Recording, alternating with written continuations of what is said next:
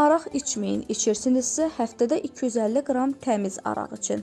Tanınmış həkim, Azərbaycan Tibb Universitetinin dosenti Rəşid Mahmudovun araq reklamına çəkilməsi cəmiyyətdə birmənalı qarşılanmayıb. Sosial şəbəkələrdə Rəşid Mahmudov çoxsaylı tənqidlərə hədəf olub. Böyük əksəriyyət onu insanlara spirtli içkidən istifadə etməyə çağırdığına görə qınayıb. Bu hərəkətinin həkimliklə bir araya sığmadığını deyiblər. Rəşid Mahmudov tənqidlərlə bağlı Modernaza açıqlama verib. O, bu cür reklam rolikinə çəkilməkdə səhv hərəkət etmədiyini vurğulayıb. Hazırda satışda tərkibi zərərli spirtdən hazırlanan müxtəlif adda araqlar təklif olunur.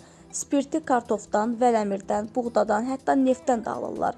Onun tərkibində çoxlu ingrediyentlər, sivuş yağları olur. Spirt insanın ən parenxitamoz orqanları olan böyrəyə, qaraciyərə, mədiyə, sinir sisteminə, mədaltı vəziyə mənfi təsir edir. Amma elə xəstəliklər var ki, onların müalicəsində spirtdən istifadə olunur. Məsələn, vəba xəstəliyində 40 dərəcəli araq bütün virusları öldürür. Keçmişdə kim vəba olurdusa, dövlət ona pulsuz araq verirdi. Mən bu barədə danışıb demişəm ki, araq içməyin. İçirsinizsə də yaxşısını için. Azərbaycanın buraxdığı bir araq var. Onun spirtini İsmailiyada taxıldan alırlar. Ən yaxşı araq da taxıl arağıdır. Onun tərkibində zərərli maddələr az olur. Sivuş yağlarını spirtin tərkibindən təmizləmək üçün yüksək texnologiyadan istifadə edilirsə, o yaxşı araqdır.